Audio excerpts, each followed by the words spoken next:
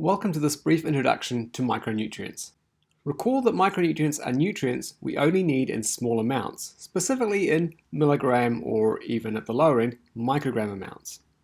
We're only focusing on the essential micronutrients, vitamins, minerals, and the closely related trace elements.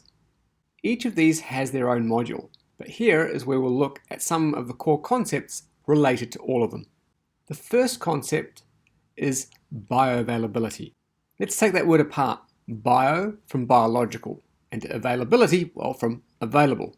So basically, that which is available to our biology, or in other words, for us to use. A formal definition is the proportion of a nutrient or other substance that enters the circulation and is therefore able to have an active effect. Think back to the module on energy, and remember that not all energy in food is available for use. We lose some. The same is true for micronutrients. We don't absorb all of what we eat. Some of it, sometimes lots of it, just ends up coming out the other end. This could be because the vitamin or mineral is bound in something that is hard to digest. For example, raw plants. Plants have a tough cell wall that is usually broken down by cooking or even freezing. If you've ever frozen a carrot and then thawed it, you'll notice it having lost much of its crunch. It's basically just limp. This doesn't apply to commercially snapped frozen vegetables, but if you freeze it yourself, you'll see what I mean. Poor absorption might also be because of so-called anti-nutrients, substances that bind to certain minerals and make them unavailable for absorption.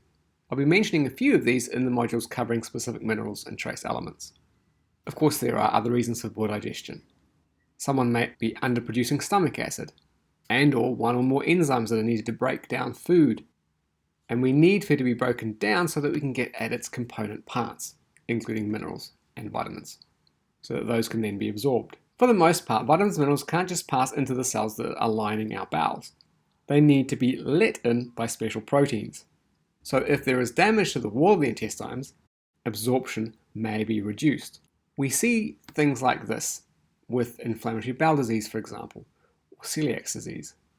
Two of these are food-related, so the qualities of the foods that we eat, and the other two are more related to the individual themselves. Of course, foods consumed may have led to the poor ability to digest and or absorb in the first place. So if foods sufficiently aggravate our bowels to become inflamed, for example. The key message here is that just because a nutrient is in your food or supplement doesn't mean it ends up in your body when you eat or drink it. While it ends up inside you, think of the gastrointestinal tract from mouth basically to anus as a long tube that is still technically in many ways outside your body. So yes, by eating it, it sort of seems to disappear, but it's inside a pipe going from one end through to the other, and it actually needs to get into the bloodstream to be in your body properly. The nutrient reference values for Australia and New Zealand cover 28 micronutrients, 14 minerals and trace elements, and 14 vitamins. Key message here is that the minerals, trace elements, and vitamins are essential to life. If we were to not consume a specific vitamin, mineral, or trace element for sufficiently long to use up all our stores, well, first we would get disease as it gets ever lower. We'd get the symptoms of deficiency, but eventually we would die. That is basically the definition of essential. So there are a few grey areas with some specific trace elements. Recall from our discussion of nutrient reference values that people need a variable amount of any given micronutrient based on things such as sex, age, and physical activity, as well as health status. There is a distribution of requirement for a population, shown in green. When an individual's intake stays below their requirement for a long enough time, symptoms of deficiency arise, the most severe one being, as just mentioned, death. What constitutes a long time varies by nutrient and how much less than their requirement someone is having.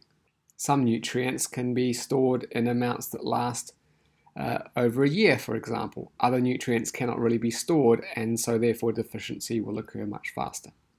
The other end of the spectrum, represented by the pink line, is excess. Prolonged intakes above this upper level are associated with symptoms of overdose. Again, with some exceptions. Short-term mild excess is not a problem. Prolonged excess can be, or massive excess, well above what is shown here can also be.